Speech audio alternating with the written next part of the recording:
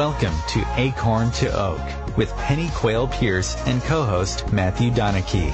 Within each acorn, there is the DNA that strives to be a mighty oak tree. All it needs to reach its potential for greatness is to be activated. You are the acorn. On this show, we will share with you the tools and guidance you need to grow into the person you are meant to be. And now your host, Penny Quayle Pierce and co-host Matthew Donachie.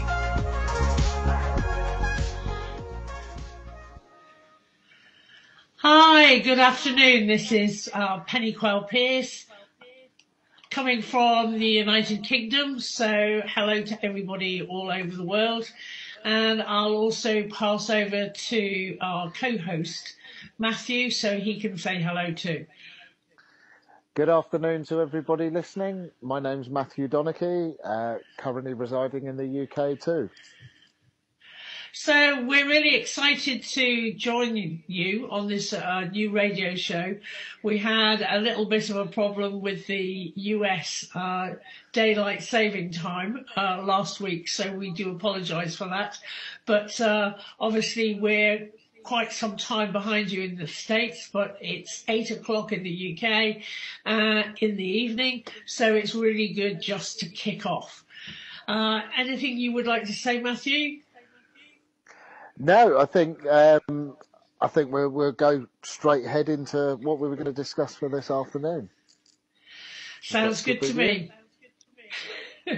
So basically, Acorn to Oak is a training group, and obviously we had a really nice promo at the beginning talking about going from an acorn to an oak tree. So Acorn to Oak is about helping people realise their greatest potential in many different ways. So what we were going to discuss, I'm saying this evening, Matthew's going to say this afternoon, so we're just trying to confuse you.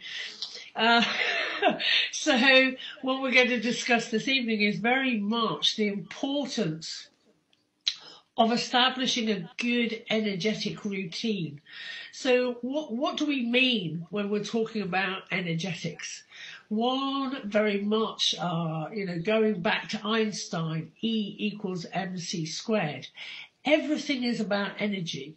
And if we get the energy right, then we can get our authentic selves right. So how do we start doing that? And it's about beginning to realise that we are much bigger than this just physical container.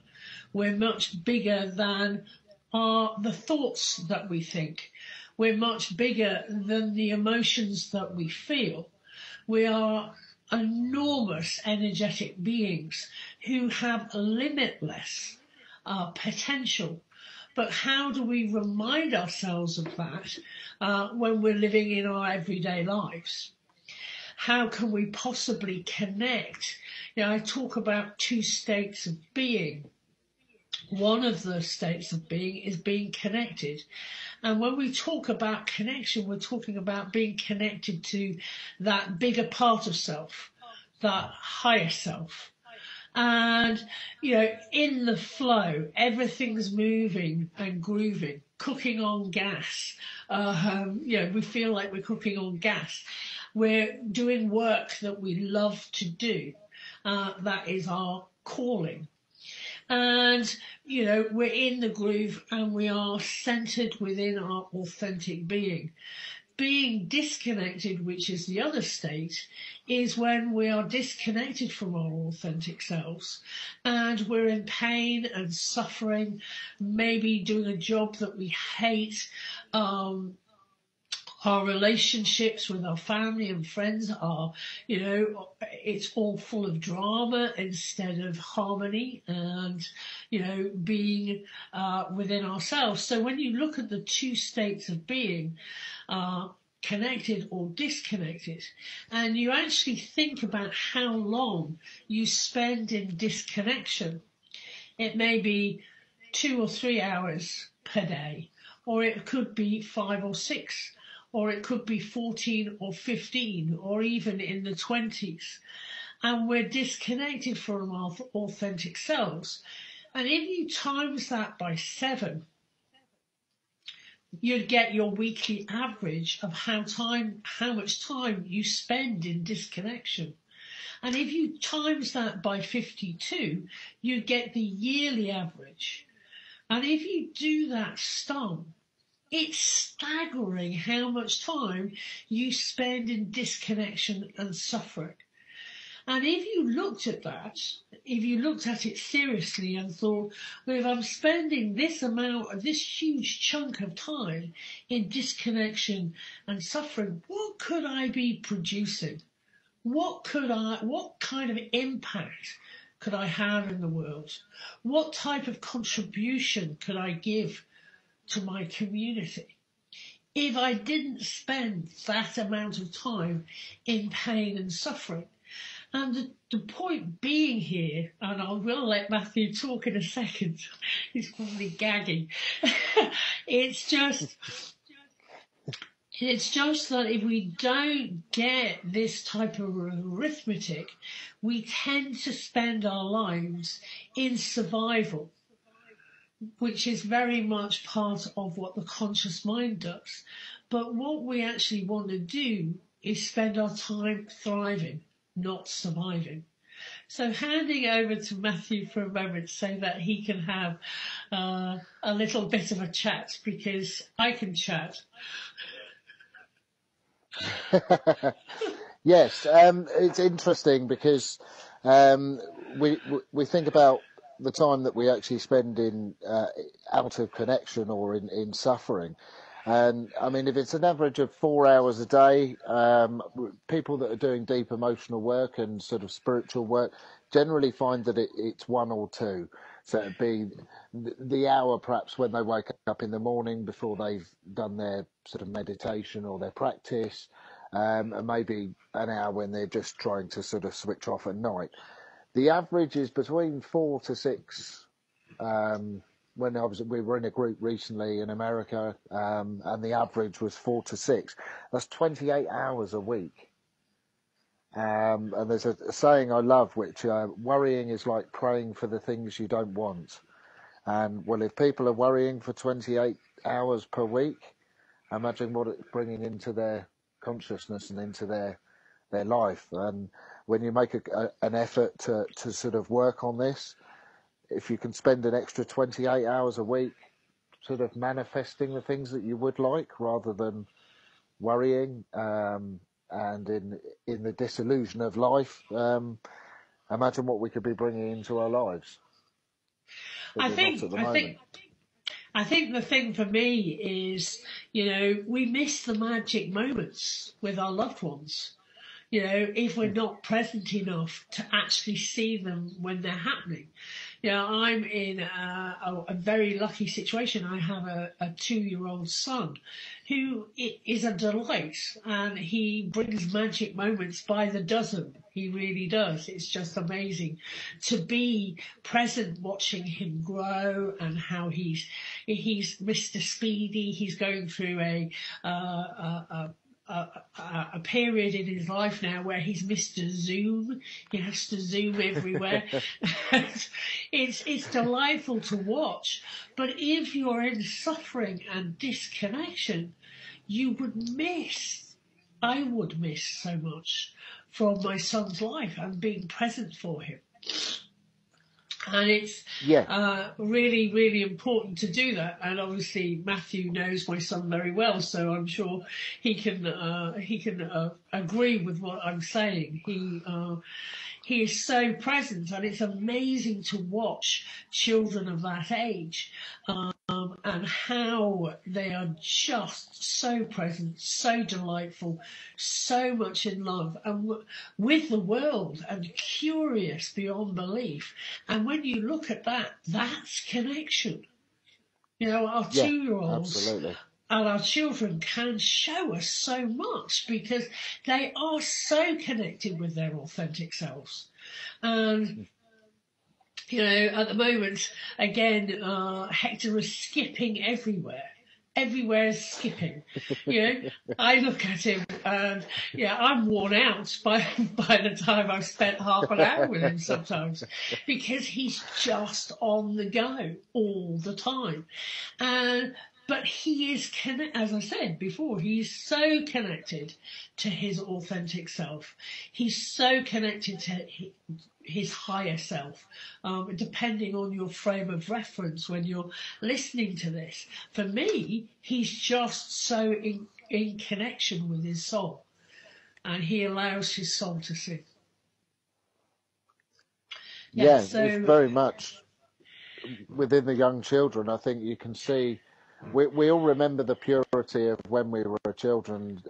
Not all of us had great upbringings, and that is just what it is. But we all remember the innocence of dreaming as a child and the imagination. You could have a bucket and a few random objects in the garden, but to you it was a tea party or uh, whatever it was you were dreaming up at that moment. And it's only because we take ourselves too seriously in adulthood that we don't connect with that purity, and that's where people don't have that connection in their life. I think children naturally, it's a natural state for them, through years of growing up and teenage years and being told that certain things at school, we just don't allow ourselves to connect with that part of self in adult life, or most don't. unfortunately, I think what actually happens is people start to judge us as as we're moving along in life. And I am a member of the Self-Realization Fellowship, and one of the monks tells an amazing story about a child called Johnny. And so he went up to him and said, "Oh, hi, good morning, Johnny. How are you doing?" And Johnny didn't turn, and he couldn't understand why. And so he went up to Johnny and said, "Johnny, I'm just shaking your name." And he said, "Oh, it's Johnny No." He went, "What? Why are you saying Johnny No?" And he says, "Well, that's what my mother calls me."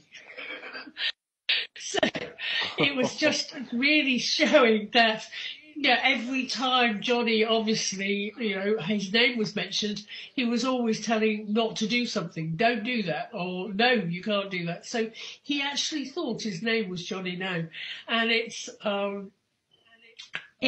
funny when we talk about it here, but it's not really funny when you think of that layer of suppression that we're laying on our children when we say things unthinkingly. Matthew is doing a talk at the weekend, and I'll let him tell you about it. Yeah, so I've been organising a talk at a wellness day in England, and the subject is how we hypnotise our children. And it's amazing how many people I've spoken to in the last couple of days who have children who have said, "Well, that's a strange talk. What do you mean?" But it's very much about taking yourself back to your childhood. What did your parents tell you? One of mine was, sort of, money doesn't grow on trees. You need to look after your money. So my family would sort of squirrel money away, and that was their way of doing things. And there's lots of things. A lot of people say that money doesn't come easily. If you don't get good grades, then you'll never do well in life. And these are just projections of parents onto their children that were told something once, whether it be a parent or teacher, and for whatever reason they've taken that view on, they've taken that as gospel. And what we don't realise is when someone tells us something, if we hear it enough, our brain will actually, or we will believe it to be true. So if it's money doesn't come easily, you may find that all through your life you struggled for money, whereas others, money's just flowed to them freely. And it may well be that their parents happened to be good with resources around money, and they were told, "You're always going to be all right. Money comes easily."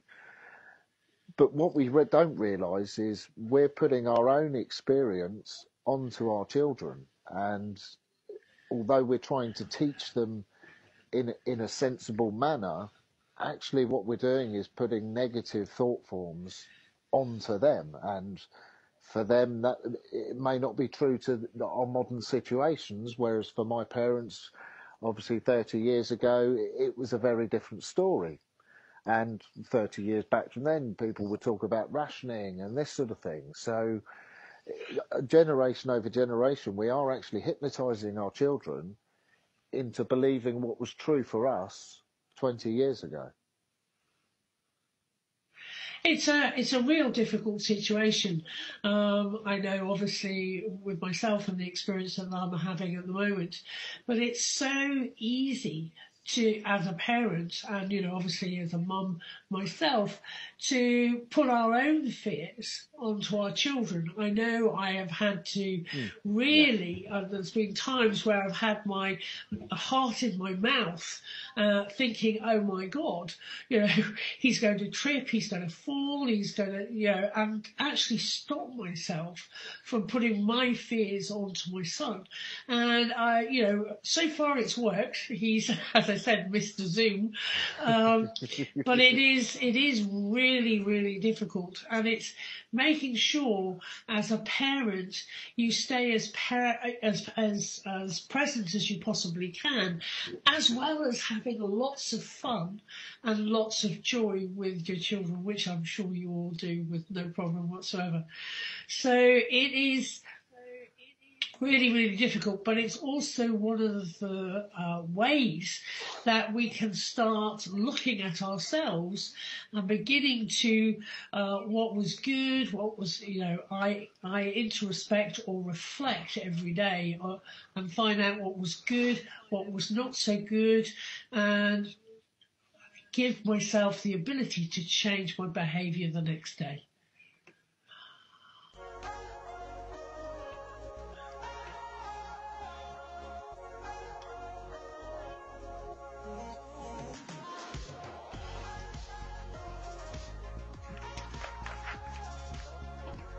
Thank you. Right, so we're just going to go to a quick ad break, and we shall see you on the other side.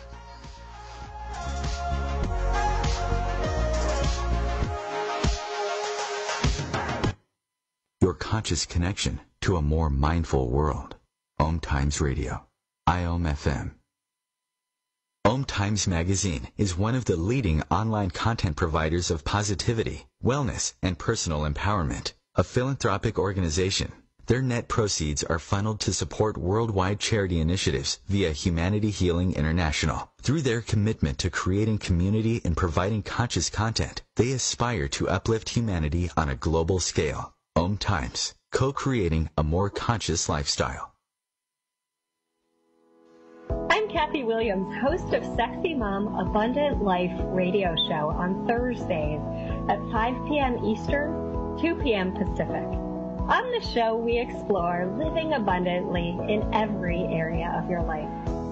Ways to let go of limiting patterns and beliefs and to step into the flow of creativity and possibility, knowing you are supported by the universe.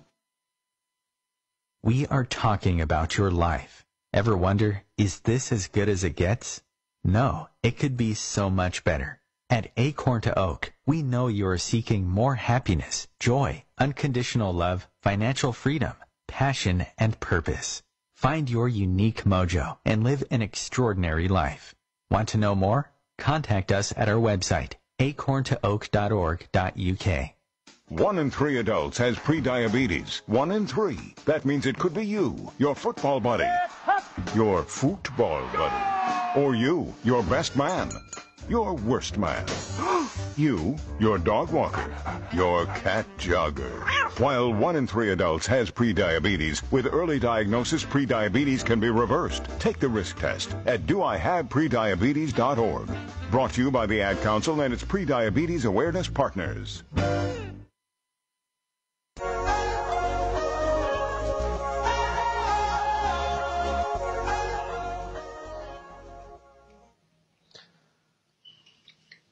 So we're back. Hi, the commercial break's finished, and we're talking about, just before we left, we were talking about how we hypnotise our children, and actually looking and realising that staying present and maybe doing a little bit of reflection of how your day went, what was good about it, what was not so good about it, what would you change next time, and what have you learned from the day. And, that's not just for parents, that's for every single one of us. Living a life, and a more spiritual life, is actually looking at and checking in on a daily basis of how it's going. Some days go absolutely swimmingly, and I'm sure we're all in the flow and we feel like we're cooking on gas. And then some days we get up and it just seems to stack. The suffering or the disconnection seems to stack up.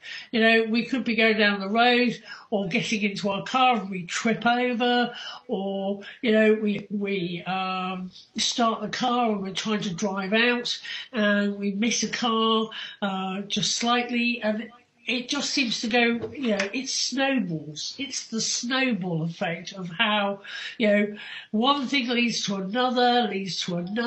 We come in and there's no coffee left in the machine, or our boss says a real one-liner to us as we arrive, or Matthew is a builder. He may hit his thumb with a hammer. I'm sure that happens sometimes, doesn't it, Matthew? Yes, absolutely. Sometimes with alarming regularity. And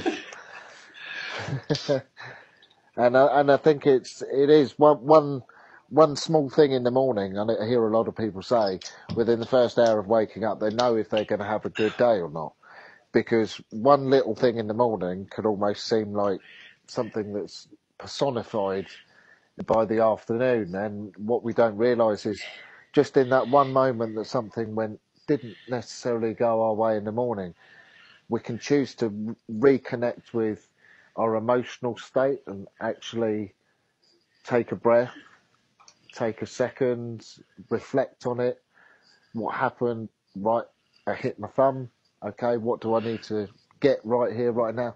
And it's probably that I was rushing, and so I'm rushing to get too much work done. So in that moment, you go unpresent and you don't strike the nail where you should. And this can happen, like you say, the snowball effect. You can be mildly upset in the morning because you've stubbed your toe or hit your thumb or whatever it is.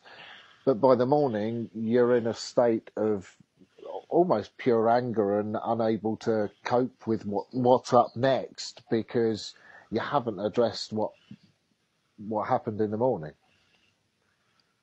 So it's looking at sometimes, very much in the morning, it's spending 5 or 10 minutes, if you're new to this, just looking and sending high vibrational thoughts to the rest of your day.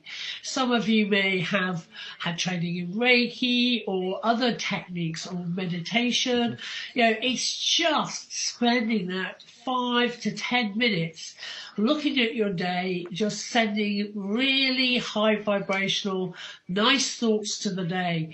Thinking, if you've got that commute to work, actually the commute is going to be real easy. It's, it may be there's traffic on the road, but you're going to feel really comfortable and at peace whilst you're doing that commute. Maybe you get a train. Or if you're like me, you're really, really lucky because my office is in my house, so I just walk along the corridor. So whatever it be, but as I'm walking along that corridor, what I'm doing is I'm leaving Penny the mum, Penny the wife, in the main part of the house, and as I step through the door of my office, I become Penny the CEO of Acorn to Oak. And it's really important to be able to do that and realise that, yes, we have different roles in our lives and we need to actually maybe just leave the mum who sorts out dribbling noses and, wipes faces, etc., behind, so that I can actually then step up to the role of being a CEO. It's again, making that time.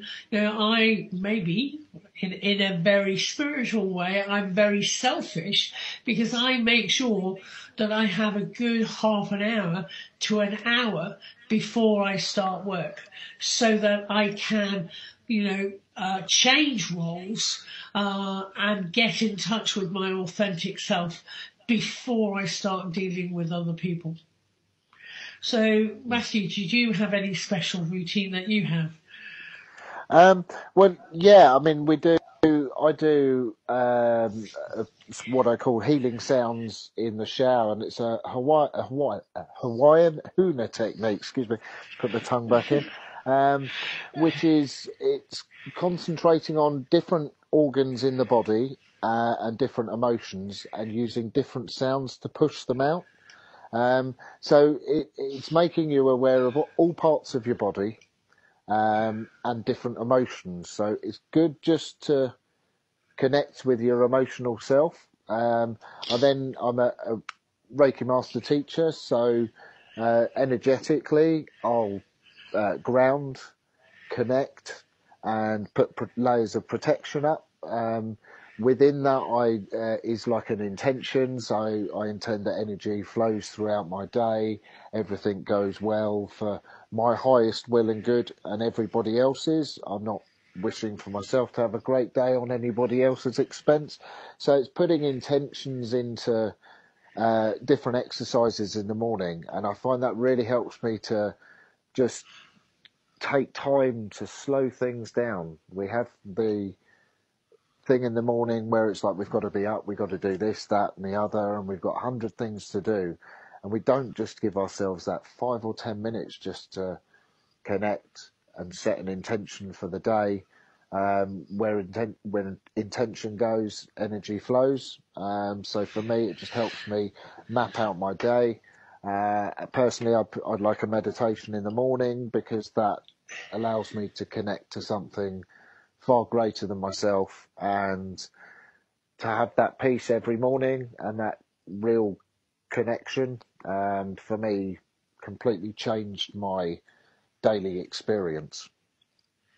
Yeah, so there's a great Gandhi quote actually, when he was actually talking to somebody in the press, and he said, "I've got a really, really busy day today.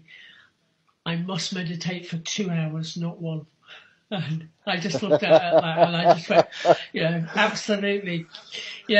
Everybody laughs at me at Acorn to Oak because I have a saying which I've stolen actually from the Special Forces, the SAS, and they will actually talk about planning and preparation. They talk about the 6 Ps. So they talk about planning and preparation prevent piss poor performance. And for us, in the UK, piss means really bad. So it's piss poor performance. So I take on board that, and I must admit I live it, because on a day-to-day basis, because you can I plan, and I do plan. I'm actually very right-brained, but the left brain deals with the planning side, and I know that if I plan, I can cover all bases, and that then makes me relax, and I can let it go, and I'm in the flow. But I do like to plan things, and everybody at Acorn to Oak thinks that's hilarious. Because, I'm not, as I said, I am not left-brained, but that's the one left-brained task I do. So it's really important, as I was saying, for me, having that saying in my life is what allows me to be present on a moment-to-moment level. You know, if I know that I've got the food and everything sorted out for Hector, what it allows me to do then is to get on the floor and have adventures with my son. You know, with, as I said, with imagination, and we use creative visualizations. And yesterday, it's been a really nice period of weather in the UK. By the way, in the UK, we're obsessed with the weather, so I'll just let you in on that secret. But it was a really nice day. So we outside, and Hector was crawling with me. I gave him his own gardening tools. I was doing some gardening, and we were looking at bugs, and we had a really great experience with a busy bee, and we made up a song about this busy bee. And my husband, who's off for a couple of days, getting his last days of holiday in before the new financial year, was just looking at me and shaking his head and laughing and just saying, "You two are just having so much fun. Can I join in?" And I went, "Yes, you're welcome." So all three of us were sitting there singing songs, looking at bugs and all sorts of different stuff.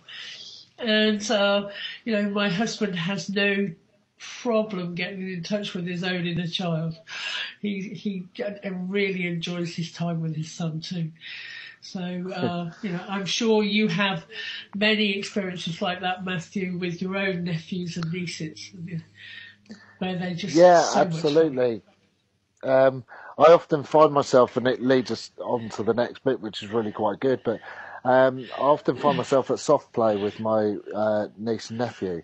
Now, it's not a case of can I keep up with them, it's can they keep up with me. The first time we went, I think their jaws dropped to the floor when they thought, oh, we're going to have to chase him, because I was in there. I was swinging from the ropes, I was throwing myself into the ball pit, I was climbing things. It's a case of, if I'm going to spend days time with the kids, I'm going to be a big kid myself. Like, why should I deny myself the joy?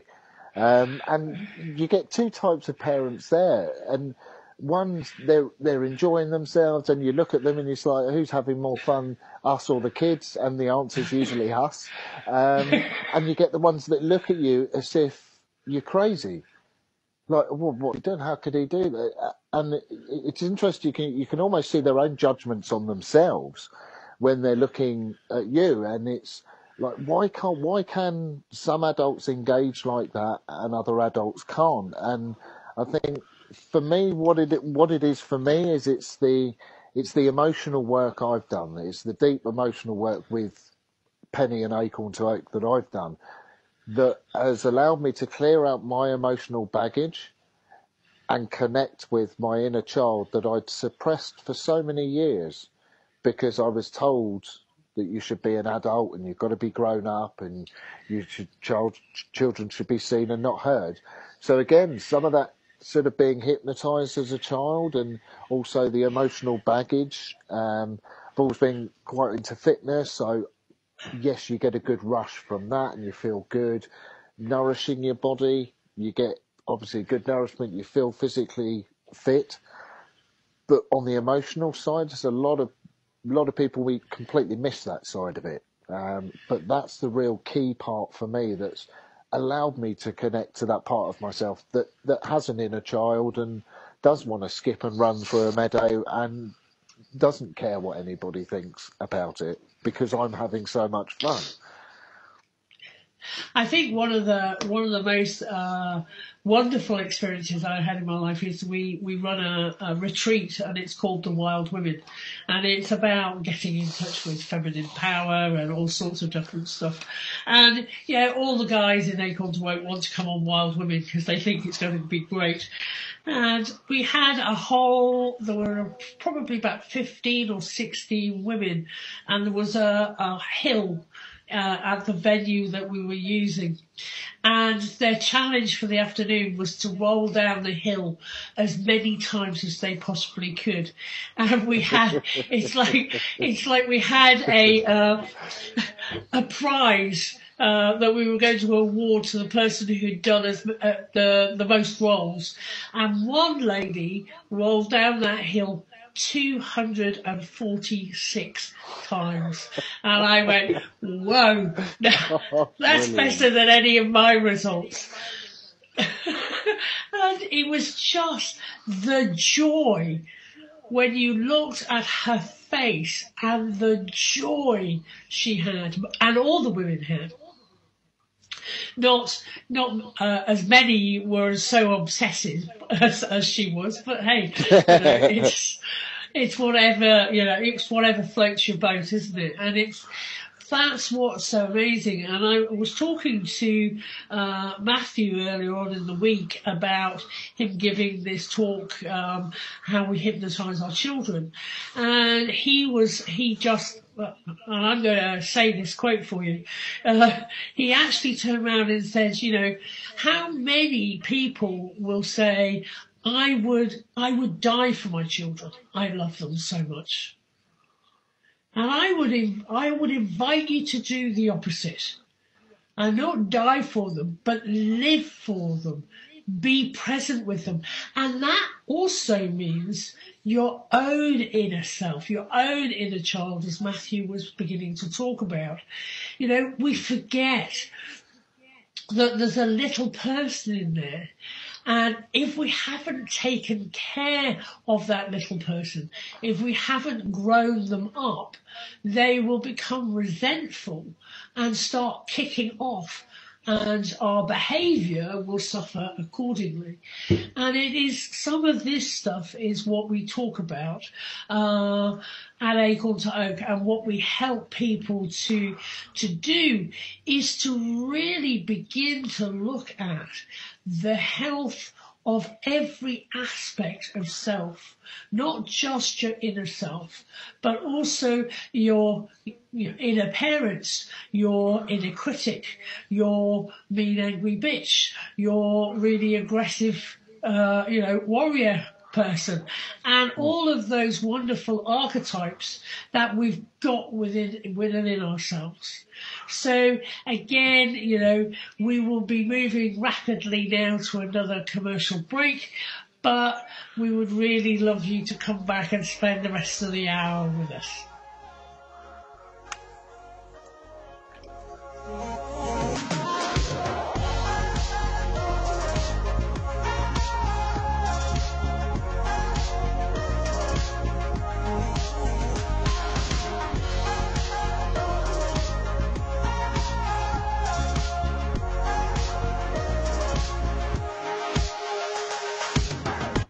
A conscious lifestyle for a mindful life. Om Times Radio. IOM FM.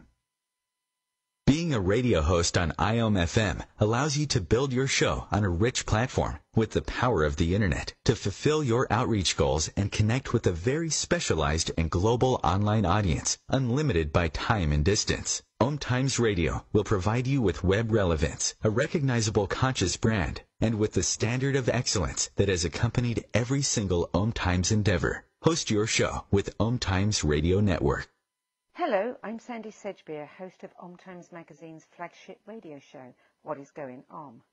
My passion is sifting through information, research and innovations from new thought teachers, speakers and researchers, pushing back the boundaries of what we know about life, energy, metaphysics and the universe.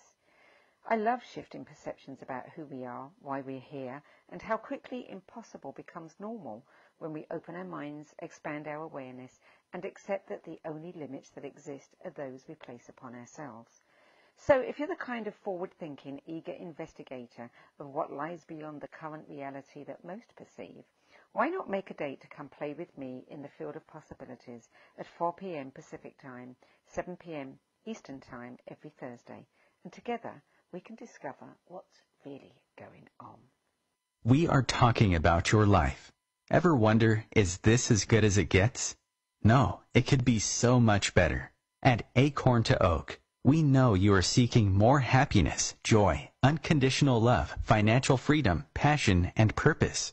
Find your unique mojo and live an extraordinary life. Want to know more? Contact us at our website, acorntooak.org.uk. Long ago, you wouldn't think of galloping on a horse while doing calligraphy, and you wouldn't have attempted to ride your bike while typing a letter. Yet you think you can safely operate a multi-ton vehicle while texting? Behind the wheel is no place to multitask. If you want to BRB, drive now and text later. Lives depend on it. Visit StopTextStopWrecks.org, a message brought to you by the National Highway Traffic Safety Administration, Project Yellow Light, Noise, and the Ad Council.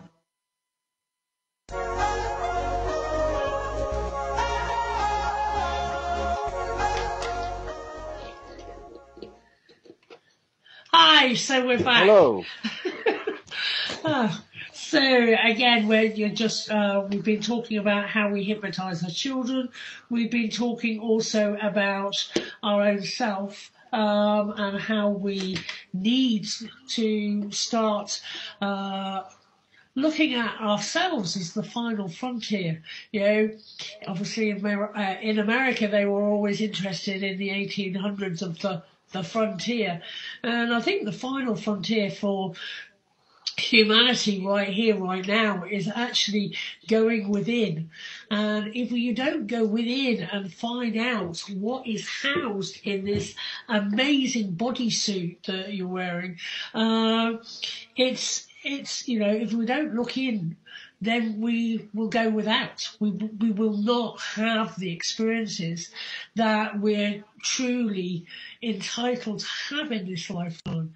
You know, we're amazing, energetic beings, which we forget. We forget that we are limitless. We forget that we are ever powerful.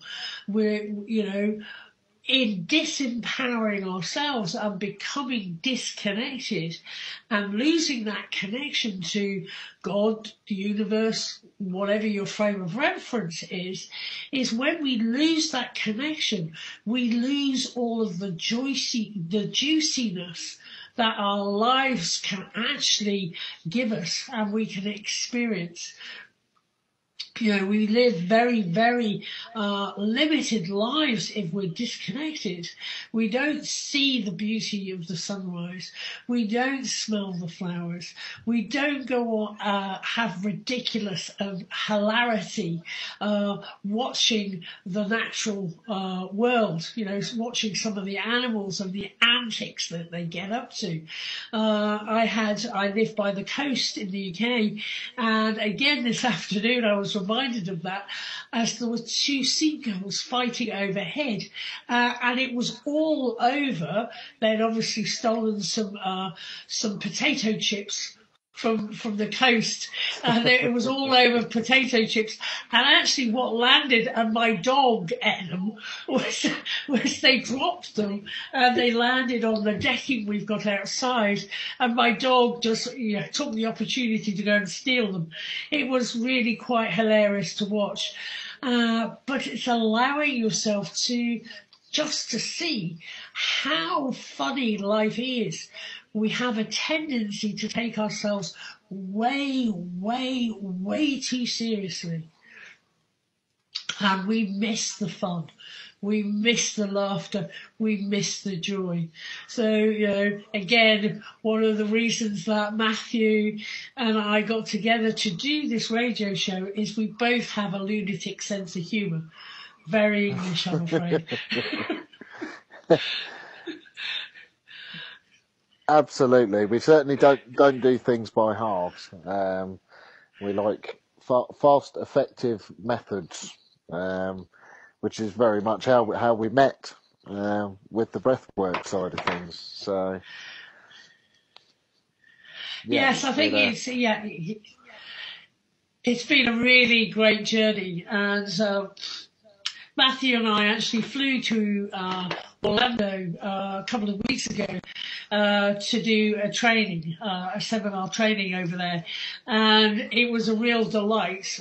We pitched, or we bid with Norwegian Airlines. I don't know if you know them, but you can pitch and do an offer, and we got an upgrade, and it was just so funny. We were just really loving the fact that we're being treated like celebrities, and really enjoyed the whole experience. The 9-hour flight wasn't so fun, but hey, the food was great, and the seats were fantastic. And it is literally just learning.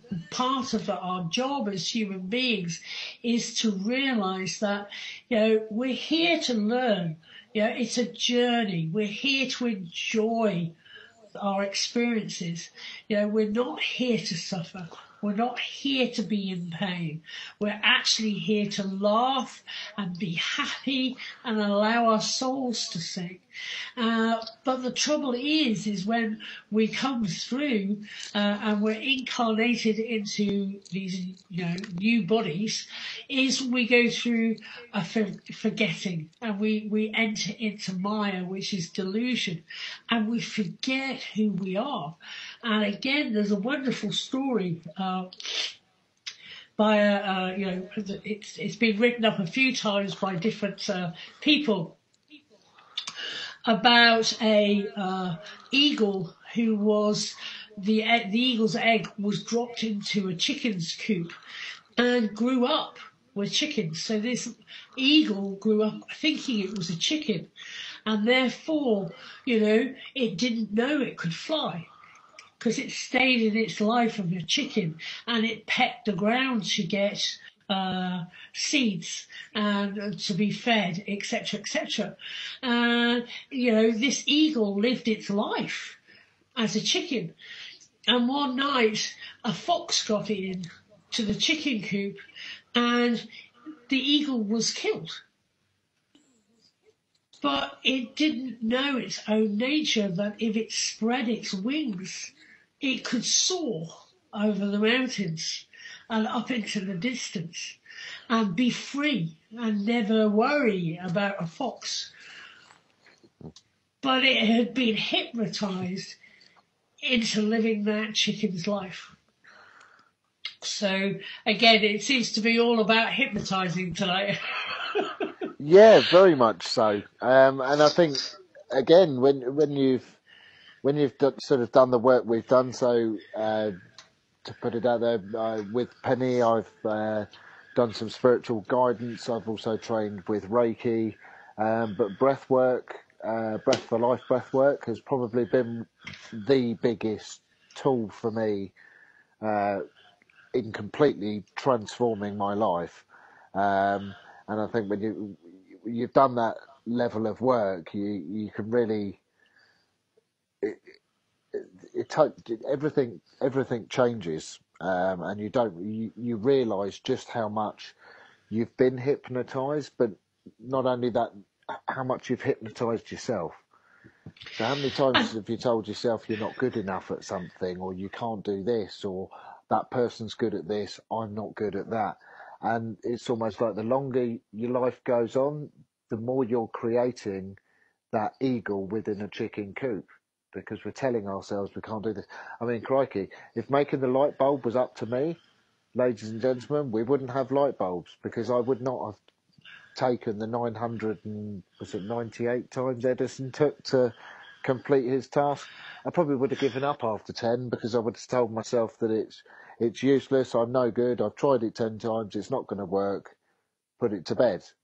So fortunately I wasn't responsible for that, and Edison was, and he tried a lot more times than I did. But I think that's how we do hypnotise ourselves within our own lives.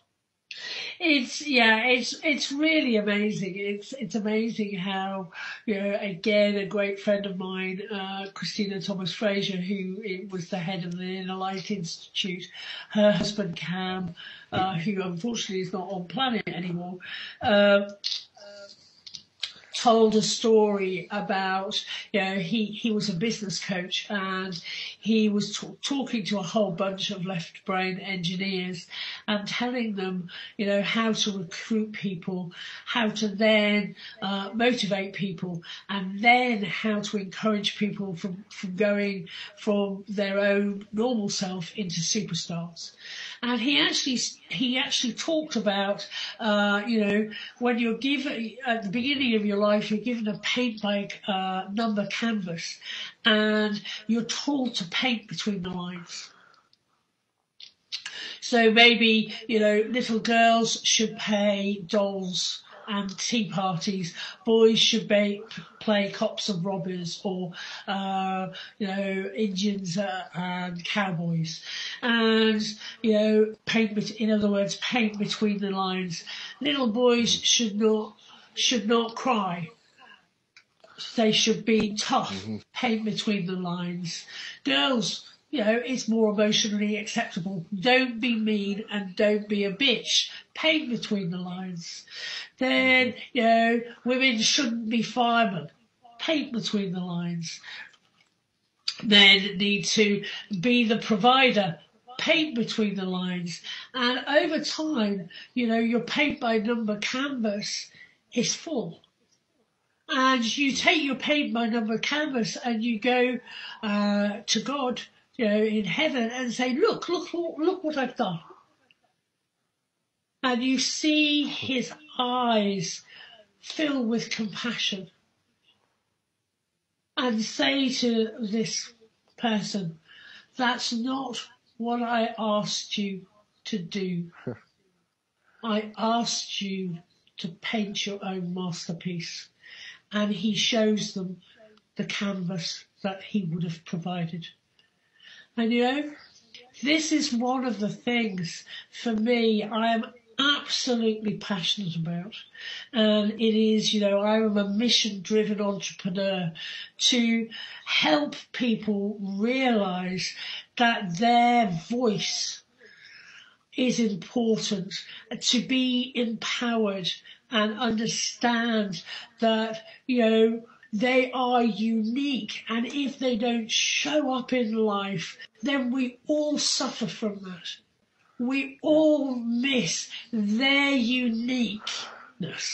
We all miss what they could bring to this world.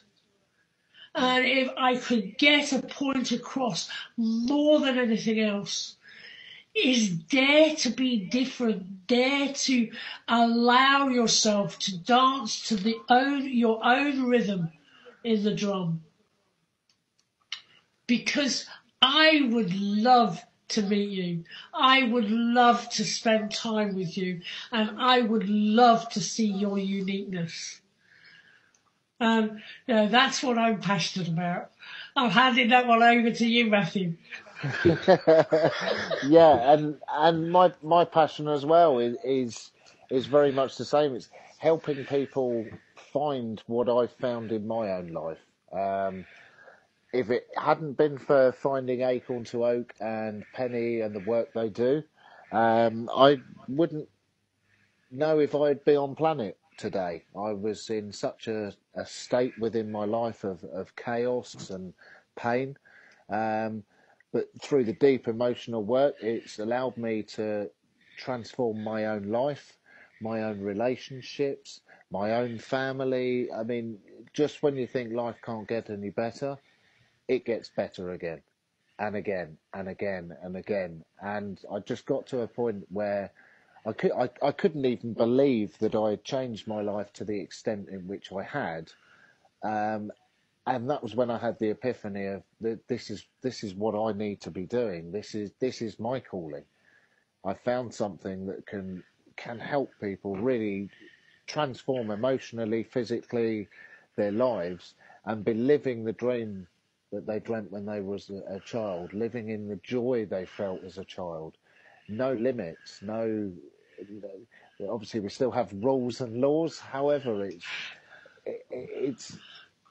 it's living your own laws and living your own life, and it doesn't mean breaking any other laws, but it's don't listen to what anybody says. If anybody says it's supposed to be hard work, for them, okay, that may be true, but for you, it doesn't have to be that way. And that's what gave me the passion for helping others to help themselves, is because I've had that done with me and discovered that the power of it and just how people are living other people's lives and not the true life that they should be living for themselves. And that's where the joy and the passion and the dreaming sort of state is. But we've just suppressed it so much within ourselves. Daily life is a daily grind. We're here to work, and half the people don't get the career they dreamed of, and so therefore their life just becomes something which actually they don't really want to engage with, because it's not how they dreamt it, or it's not how it's supposed to be. They feel like life's against them, and actually that can feel true sometimes, but actually it's not the truth. And you can live a life full of joy and have all the models of health and happiness. So that's where my passion is helping others. It's great when people get passionate, you can really feel it. And, you know, we're moving now quite quickly to the end of the show. So I want to just remind you that, you know, put in some daily 5-10 minutes in the morning where you can just sit quietly and imagine your day. Remember that, you know, visualizing your day is what's really going to help. You're just rehearsing the future. So get in there, spend 5 to 10 minutes in the morning visualizing your day so that you can start to build on this. And we're really, really excited about being with you every Thursday night. So we're looking forward to the next program. Take care and have a good week. It's been a pleasure to speak to you all, and we shall speak to you next week. Thank you very much.